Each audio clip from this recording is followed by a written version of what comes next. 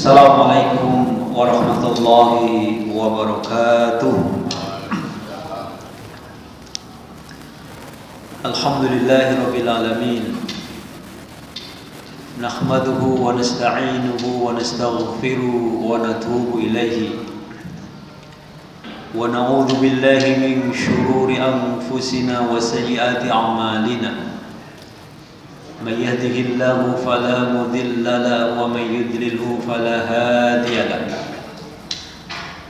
أشهد أن لا إله إلا الله وحده لا شريك له وأشهد أن محمدا عبده ورسوله لا نبي بعده اللهم صل وسلم وبارك على عبدك ورسولك محمد وعلى آله وأصحابه ومن تبعهم بإحسان إلى يوم الدين أما بعد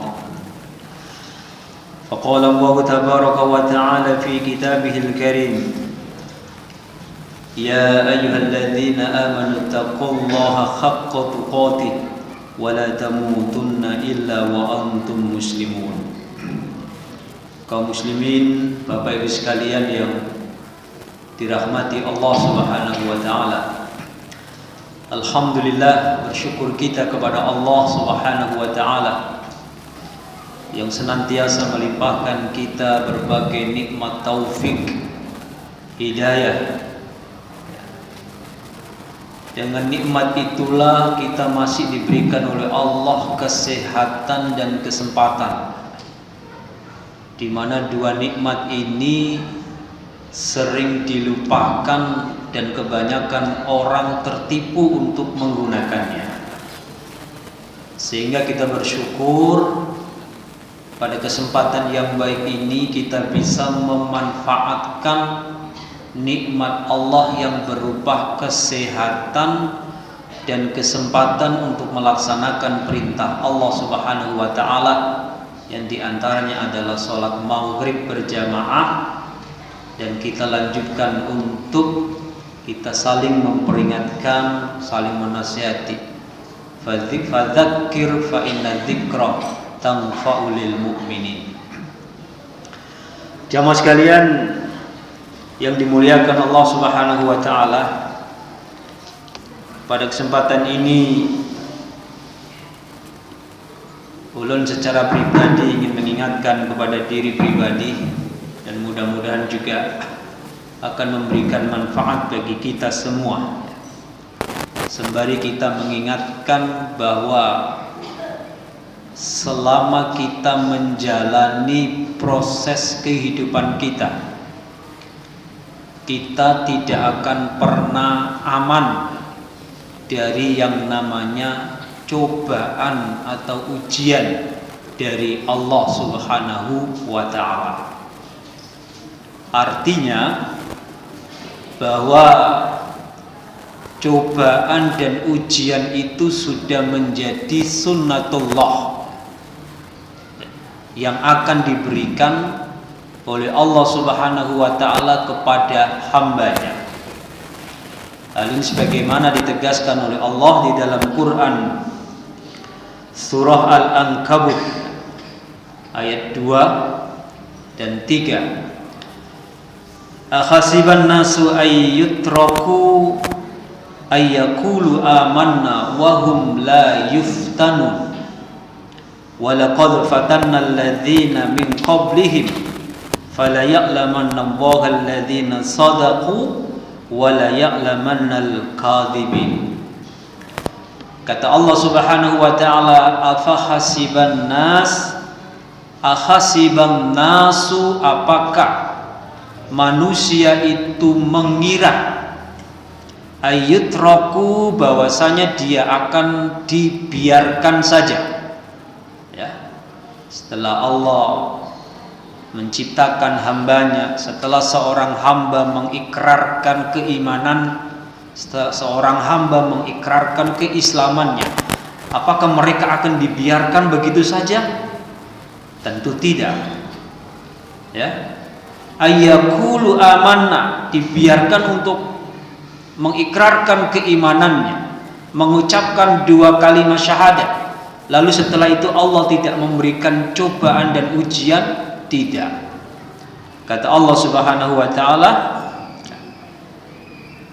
"Walaqad fatannal ladzina min qablihim," dan sungguh telah aku berikan ujian, cobaan bagi orang-orang sebelum mereka, yang tujuannya tidak lain adalah fala ya'lamannallaha alladzina shadaqu, agar Allah mengetahui siapa-siapa saja yang termasuk orang-orang yang jujur dengan keimanannya, termasuk juga wala ya'lamannal kadibin, supaya Allah juga mengetahui siapa saja orang-orang yang dusta dengan keimanannya. Jadi salah satu cara yang Allah gunakan untuk mengetahui antara orang yang jujur dengan orang yang dusta di dalam keimanannya kepada Allah Subhanahu wa taala adalah Allah berikan cobaan dan ujian. Kesadaran dan pemahaman penuh akan sunnatullah ini penting. Karena banyak orang yang tidak sukses dan tidak berhasil ketika dia diberikan ujian oleh Allah Subhanahu wa taala. Di antara sebabnya adalah dia tidak menyadari bahwa memang hidup itu dia tidak akan bisa aman dari yang namanya cobaan.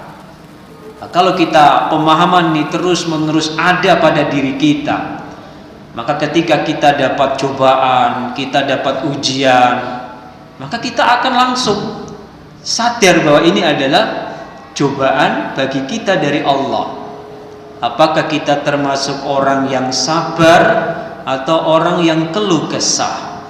Apakah kita termasuk orang yang jujur atau orang yang dusta?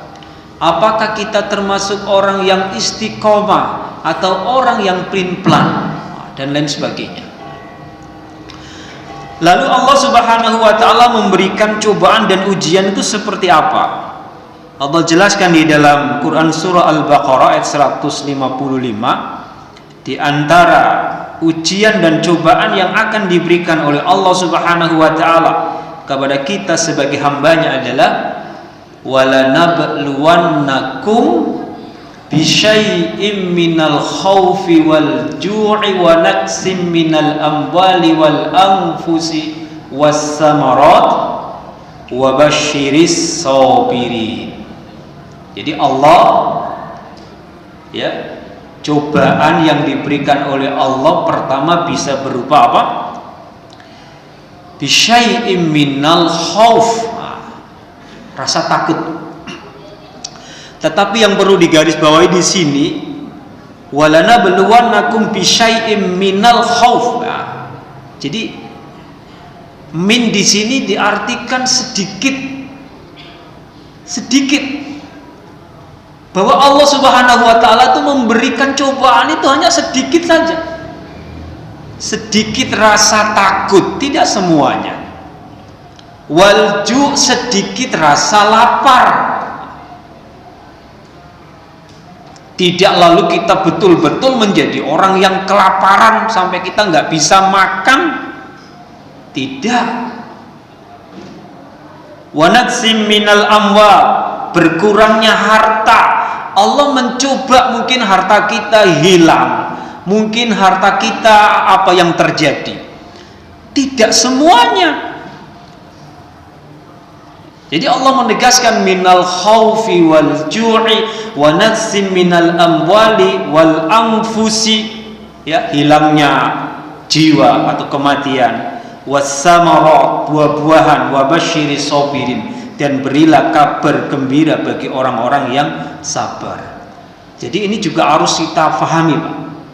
Kita tanamkan di dalam kesadaran kita bahwa Allah memberikan cobaan, memberikan ujian kepada kita itu tidaklah bertujuan untuk melenyapkan kita, tidak.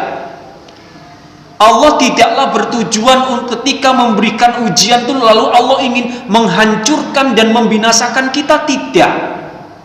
apalagi menghilangkan keimanan kita, tidak. Karena keimanan di sisi Allah itu sangat berharga. Jadi sedikit rasa takut, ya, takut dari musuh. Kalau mungkin sekarang ada sedikit hilang rasa takut kita. Pada saat terjadi wabah pandemi COVID-19, ada tidak perasaan takut kita, Pak? Wajar, Pak, manusiawi, Pak, ya. Ketika kita melakukan safar, ada perasaan takut mungkin tertular dan lain sebagainya.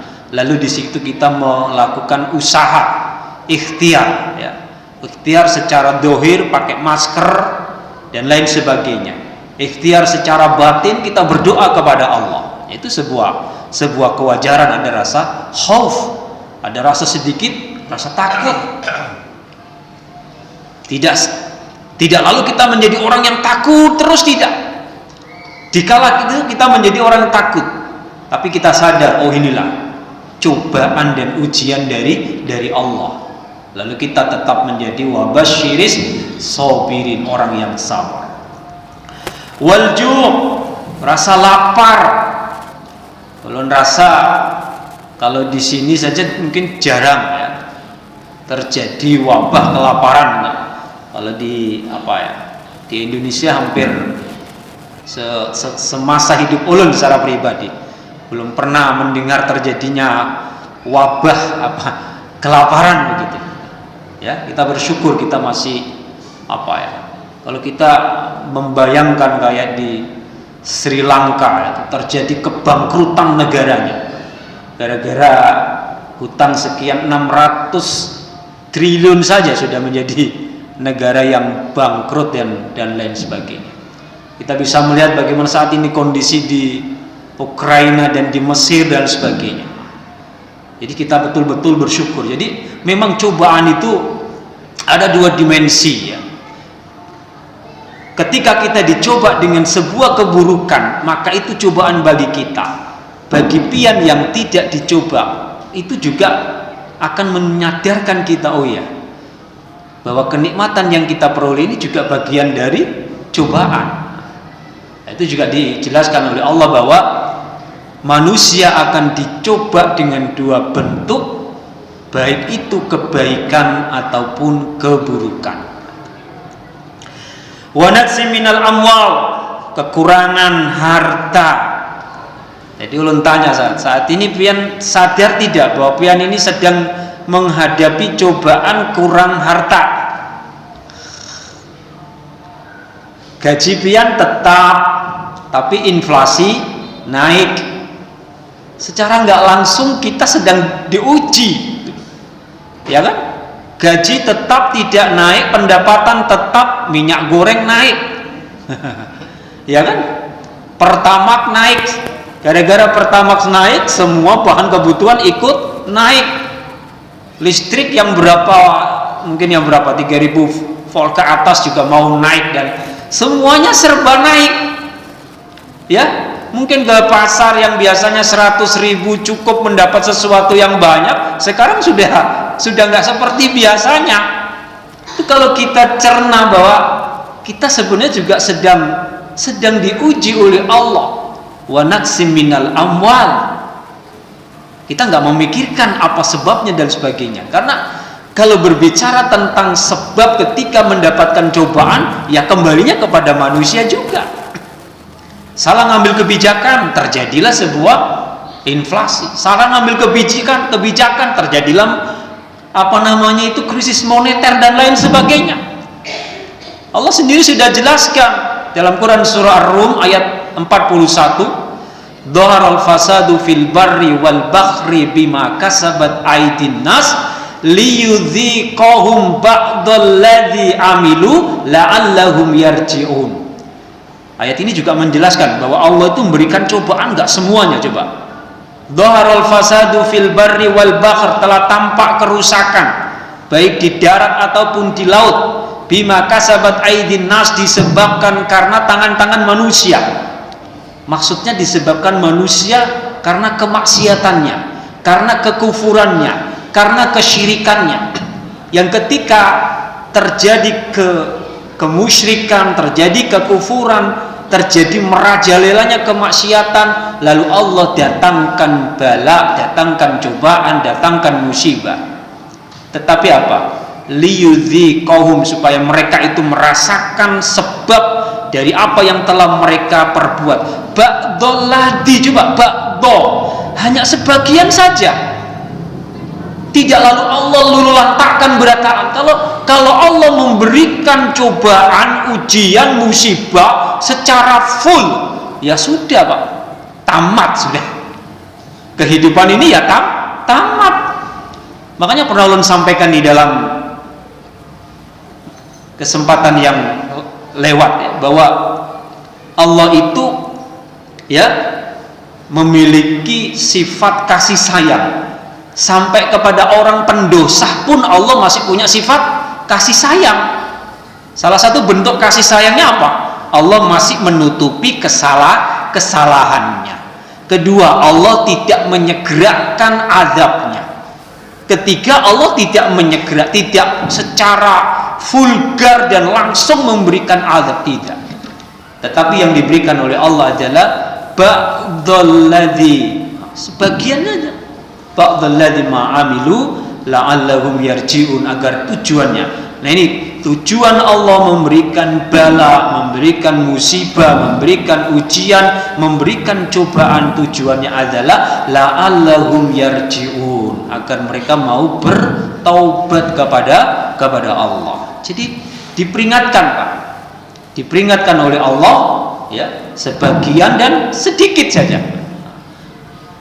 Bapak sekalian yang dimuliakan Allah Subhanahu wa taala, kembali bahwa kita akan dicoba, diuji oleh Allah Subhanahu wa taala dengan rasa takut ya, dengan sedikit rasa takut, dengan sedikit lapar ya, dengan sedikit kekurangan harta benda dan jiwa kita. Ya, satu keluarga, mungkin anak, mungkin siapa dan sebagainya. Itu juga coba. Wathamarat ya. Kalau saat ini ulun rasa masyarakat kita juga sedang menghadapi ini. Biasanya musim gini sudah panen belum Pak? Minimal sudah panen, sudah tanam ya. Tapi ini masyarakat kita masih belum bisa tanam. Karena sudah ya terjadi perubahan iklim yang memang tidak bisa diprediksi lagi. Wa basyiri sabirin, dan berikanlah kabar gembira bagi orang-orang yang sabar. Nah, ini juga menunjukkan bahwa di antara hikmah Allah memberikan ujian adalah untuk menjadikan kita ini orang-orang yang sabar. Dan orang sabar itu ya luar biasa pahalanya. Innama yuwaffas sabiruna ajrahum ya bi ghairi hisab. Sesungguhnya balasan ya, orang-orang yang sabar itu tidak ada ukurannya, tidak ada hitung-hitungannya, tidak ada kadarnya. Bi ghairi hisab. Artinya apa? Luar biasa pahala bagi orang-orang yang sabar itu.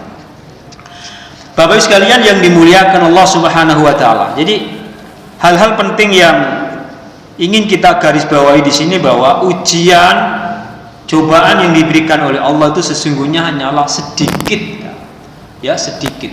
Masih banyak kebaikan, kenikmatan Allah Subhanahu wa taala yang diberikan, yang ada pada kita. Kemudian yang kedua, sifat dari cobaan dan ujian itu bukan untuk membinasakan iman kita, tidak. Tetapi justru dengan ujian dan cobaan itulah Allah menginginkan supaya kita kembali kepada Allah.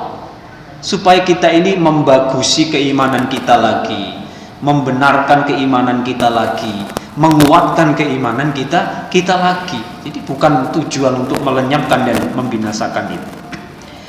Kemudian cobaan yang diberikan oleh Allah Subhanahu wa taala itu ya, bagi yang sabar tentu akan mendapatkan sesuatu yang lebih besar daripada cobaan itu sendiri. Di antaranya adalah ya tentu pahala yang tidak ada kadar dan ukurannya. Sementara bagi orang yang tidak sabar, maka dia akan dapat dua. Kehilangan apa yang mungkin diambil oleh Allah pertama, Yang kedua akan mendapatkan sesuatu yang lebih buruk dari apa yang diambil oleh Allah. Yaitu apa? Karena dia ketidaksabarannya itu lalu menjadikan dia bersuudzon kepada Allah, menjadi marah kepada Allah, menjadi orang yang tidak sabar, menjadi orang yang menjadi orang yang memunculkan hawa nafsu, lalu tidak bisa menerima takdir, ketentuan dan lain sebagainya. Nah, ini tentu bisa justru mendatangkan sesuatu yang malah tidak baik bagi kita itu. Jamaah sekalian yang dimuliakan Allah Subhanahu wa taala, jadi apa yang ulun sampaikan di awal ini, ulun memiliki sebuah tujuan adalah bahwa diperlukan satu sikap agar kita mampu menghadapi bahwa hidup kita tidak akan bisa aman dari yang namanya cobaan.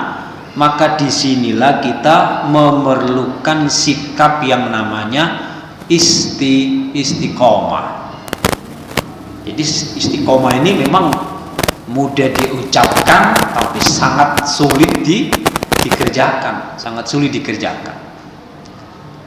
Orang yang ketika diberikan cobaan dan ujian oleh Allah sehingga dia tidak sabar, menunjukkan dia tidak istiqomah.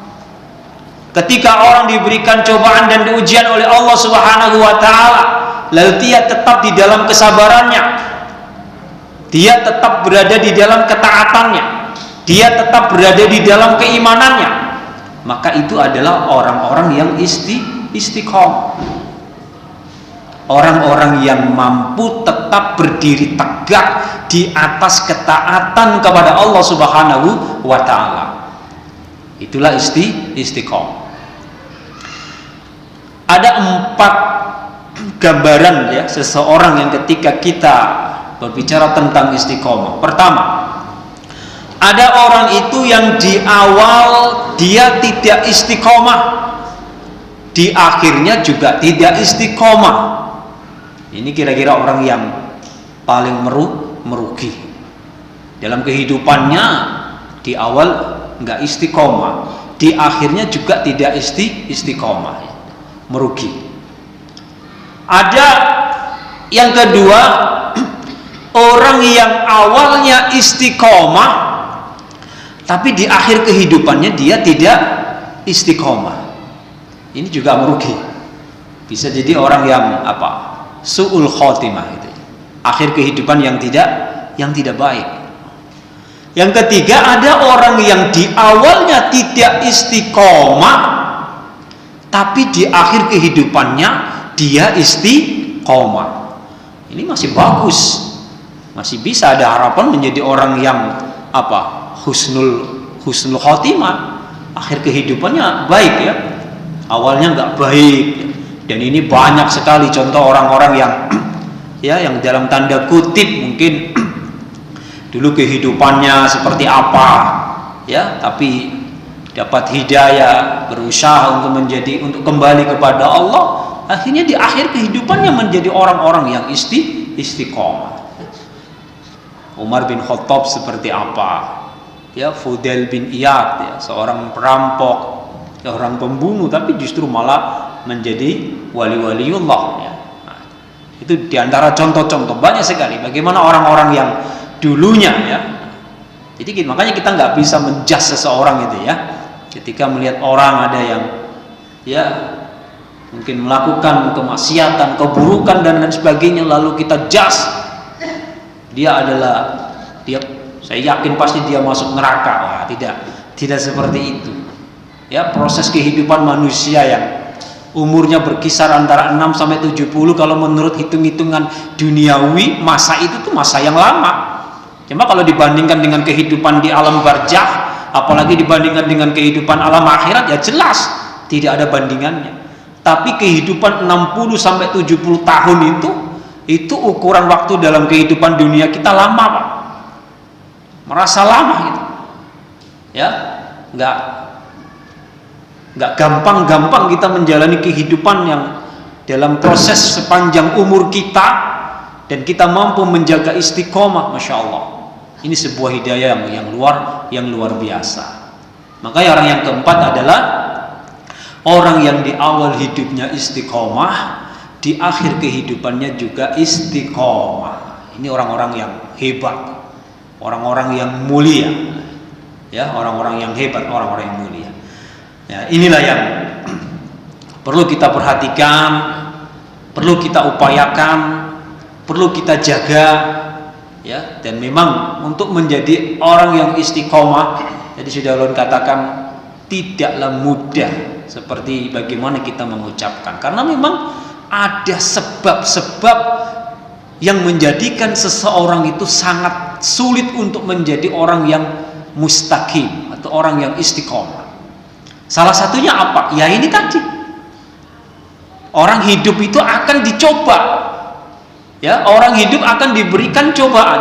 Ada orang yang dicoba nggak sukses dan lain sebagainya, ya, dicobanya dengan kebaikan, dicobanya dengan keburukan. Lalu ada orang yang menjadi tidak istiqomah. Nanti kita akan sampaikan sebab-sebab yang menjadikan orang itu sangat sulit sekali untuk menjadi orang yang istiqomah ini. Bapak Ibu sekalian yang dimuliakan Allah Subhanahu wa taala. Sedikit ulun sampaikan juga bahwa balasan yang akan diberikan oleh Allah Subhanahu wa taala, sebelum kita menyampaikan tentang sebab-sebab yang menjadikan orang sangat sulit untuk istiqomah, untuk memotivasi bagi kita semua adalah bahwa balasan yang akan diberikan bagi orang yang istiqomah itu tidak lain adalah surga. Puncak kenikmatan, ya, puncak balasan yang akan diberikan bagi orang yang istiqomah itu adalah surga. Allah Subhanahu wa taala berfirman, "Innal ladzina qalu rabbunallahu tsumma istaqamu." Sesungguhnya orang-orang yang mengatakan bahwa Tuhan kami itu adalah Allah, tsumma istaqamu, kemudian dia beristiqomah. Nah, coba. Di sini Allah menggunakan kata summa. Nah, ada perbedaan kata wa dengan summa itu. Kalau wa itu artinya dan, summa artinya kemudian. Ada sedikit perbedaan. Kalau wa itu tidak memerlukan waktu, ya, jadi jaraknya itu sangat pendek. Contoh ketika Allah memerintahkan kita untuk berwudu, faghsilu wujuhakum wa aydiyakum. Nah, jadi harus segera basuhlah muka, ya kan, wa aydiyakum, dan tangan. Jadi perintahnya itu bersambung, tidak memerlukan jeda waktu yang lama, tapi harus langsung bersambung. Tapi ketika digunakan kata summa kemudian, di situ memerlukan waktu dan di situ diperlukan proses. Makanya Allah berfirman, "Innal ladzina qalu," sesungguhnya orang-orang yang berkata, "Rabbunallah, Tuhan kami itu adalah Allah." Summastaqamu, kemudian dia beristiqomah. Sampai kapan kita beristiqomah? Sampai sepanjang ajal masih ada di dalam diri kita. Jadi menjadi orang yang istiqomah dengan ucapan kita Rabbunallah itu diperlukan proses. Diperlukan proses untuk menjadikan dan mengetahui bahwa kita ini benar dengan ucapan kita bahwa Rabbunallah itu perlu waktu dan perlu proses untuk mengetahui bahwa kita ini termasuk orang fala ya'lamanallah, supaya Allah mengetahui apakah kita ini termasuk orang-orang yang jujur ataupun orang-orang yang kadzib, yang dusta tadi. Makanya diproses dulu, diuji dulu oleh Allah Subhanahu wa taala dengan berbagai macam cobaan dan ujian yang sudah ulun sampaikan tadi. Summastaqamu, ya, kemudian mereka beristiqomah. Jadi ketika kita berikrar, ya, dengan dua kalimat syahadat kita, lalu kita beristiqomah dengan keyakinan kita, dengan amaliyah ibadah kita, maka akan diberikan hikmah dan keistimewaan bagi orang yang istiqomah itu tidak lain adalah tatanazzalu alaihimul malaika. Jadi yang pertama itu adalah Allah akan menurunkan malaikat. Artinya ketika Allah menurunkan malaikat ini nggak sekedar menurunkan saja, pasti Allah akan memberikan pertolongan yang itu mungkin di luar kemampuan kita untuk mengetahui dan lain sebagainya. Wali-wali Allah itu adalah orang-orang yang akan diberikan pertolongan oleh Allah, yang diantaranya adalah dengan Allah menurunkan para malaikatnya. Pertemuan minggu yang lalu sampaikan bagaimana orang-orang yang istiqomah. Salah satu contoh adalah siapa itu? Istri Fir'aun, Asia bintu Muzakhim, yang betul-betul langsung ditolong oleh Allah Subhanahu wa taala ketika beliau disiksa. Coba, dilindungi dari teriknya panas matahari, dicabut nyawanya ketika ditindih dengan batu yang besar. Dia malah bersenyum, tidak menangis, tidak apa. Ya, dia malah tersenyum, sehingga orang pun heran, disiksa sedemikian tidak logisnya seorang perempuan disiksa dengan cara yang tidak manusiawi, tetapi Allah turunkan malaikat untuk memberikan pertolongan. Bahkan di saat itu Allah tunjukkan bahwa doa istri Fir'aun dikabulkan oleh Allah Subhanahu wa taala. Idza qalat rabbi ibni li indaka baitan fil jannah wa najjini min fir'auna wa amali wa najjini minal qaumidz zalimin. Coba, doa istri Fir'aun langsung diijabah oleh Allah, ditolong dari kezaliman Fir'aun dan para pasukannya dan sebagainya, dan diijabah oleh Allah, dibukakan tabir sehingga dia pun diperlihatkan bangunan yang ada di surga sebagaimana yang diminta beliau. Nah, ini satu contoh bagaimana orang-orang yang istiqomah akan ditolong oleh Allah Subhanahu wa taala, di antara dengan tatanazzalu alaihimul malaikah. Itu yang pertama. Kemudian yang kedua, ketika malaikat turun itu, malaikat juga akan memberikan sebuah informasi. Apa yang disampaikan? Allah takhafu. Orang istiqomah itu nggak perlu takut dengan apa yang akan dihadapi, karena orang istiqomah sudah dipastikan dia dapat surga. Jadi nggak perlu takut dengan kehidupan yang akan dia jalani setelah dia mati. Malaikat sudah menginformasikan alla takhafu, kemudian wala tahzanu, dan janganlah kamu bersedih dengan yang engkau tinggalkan, karena semuanya pasti akan ada yang mengurus. Gak usah sedih dengan meninggalkan kehidupan di dunia itu. Wa abshiru bil jannati allati kuntum tu'adun, dan berilah kabar gembira dengan surga yang dijanjikan bagi mereka. Ya, wa abshiru bil jannati allati kuntum tu'adun, dan berilah kabar gembira dengan surga yang dijanjikan bagi kalian. Jadi orang-orang yang istiqomah, Allah akan turunkan malaikatnya, diberi kabar yang baik, nggak usah sedih, ya, nggak usah takut, dan kabar yang paling menyenangkan adalah ini loh tempatmu. Apa itu? Surga. Ditegaskan di dalam ayat berikutnya, masih dalam Quran surah Fussilat. Jadi innalladzina qalu rabbunallahu tsumastaqamu, itu firman Allah, Quran surah Fussilat ayat 30. Kemudian di 31 ditegaskan lagi, nahnu auliyaukum fil hayatid dunya wal akhirah. Bayangkan, kami adalah para penolongmu, auliyaukum fil hayatid dunya wal akhirah, dalam kehidupan di dunia dan di akhirat. Maksud nahnu di sini ya para malaikat yang diutus oleh Allah untuk memberikan pertolongan kepada waliwah. Jadi Bapak Ibu sekalian, jangan berpikir waliwah itu orang yang bisa berjalan di atas air, orang bisa terbang dan lain sebagainya. Bukan seperti itu. Waliwah itu adalah orang yang betul-betul beriman kepada Allah, yang takut kepada Allah, yang taat kepada Allah.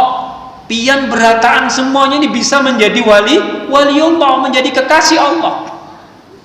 Meskipun pian kadang-kala berjalan di atas air, meskipun pian diiris tangan masih berdarah, Waliullah bukan seperti itu, tangan dicatut pakai tang, nggak berdarah dan sebagainya, itu waliullah. Jadi kalau pian mau melihat sidin itu waliullah atau tidak, lihat agamanya, lihat keimanannya.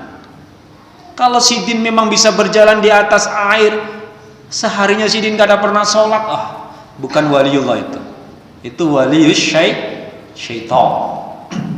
Itu namanya walius syaitan. Jadi ukurannya itu gampang saja, Pak. Ukurannya itu gampang saja untuk melihat waliullah atau walius syaitan. Lihat keimanannya, lihat agamanya, lihat ibadahnya, lihat ketaatannya. Kalau orangnya aja nggak pernah, mohon maaf, nggak pernah sholat, nggak bisa ada sebagainya, lalu dia merasa kebal, tangguh dan sebagainya, dia waliullah, bukan. Jadi itu bukan itu yang dimaksud waliullah. Nahnu awliya'ukum fil hayatid dunya wal akhirah. Kami adalah penolongmu baik dalam kehidupan dunia ataupun di akhirat. Walakum fiha ma tashtahi, dan di surga nanti kamu akan mendapatkan ma tashtahi, apa yang engkau inginkan. Ini salah satu kenikmatan di surga itu. Apa yang kita inginkan pasti akan diberikan oleh Allah. Walakum fiha ma tashtahi anfusukum walakum fiha ma tad'un, dan di surga itu juga apa yang kita minta Allah akan berikan, Allah akan sediakan. Ini balasan bagi orang yang ketika dimasukkan oleh Allah Subhanahu wa taala ke dalam surganya. Dan siapa mereka? Mereka adalah orang-orang yang istiqomah. Bapak Ibu sekalian yang dimuliakan Allah Subhanahu wa taala. Mungkin demikian apa yang dapat ulun sampaikan. Mudah-mudahan dapat kita lanjutkan di antara bagaimana sebab-sebab orang sangat susah menjadi istiqomah, atau mungkin kiat-kiat bagaimana kita bisa menjadi orang yang istiqomah. Yang jelas apa yang ulun sampaikan pada kesempatan ini sedikit tentang gambaran bagaimana istimewanya, gambaran dan hikmahnya menjadi orang-orang yang istiqomah di dalam menjalani keimanannya, keyakinannya, ketaatannya, beribadah kepada Allah Subhanahu wa taala. Demikian apa yang dapat ulun sampaikan, mudah-mudahan dapat bermanfaat bagi kita semua, khususnya ulun pribadi. Mohon maaf atas segala kekhilafan dan kekurangannya. Wallahu a'lam bishawab. Subhanakallahumma wa bihamdika asyhadu an la ilaha illa anta astaghfiruka wa atubu ilaik. Assalamualaikum warahmatullahi wabarakatuh.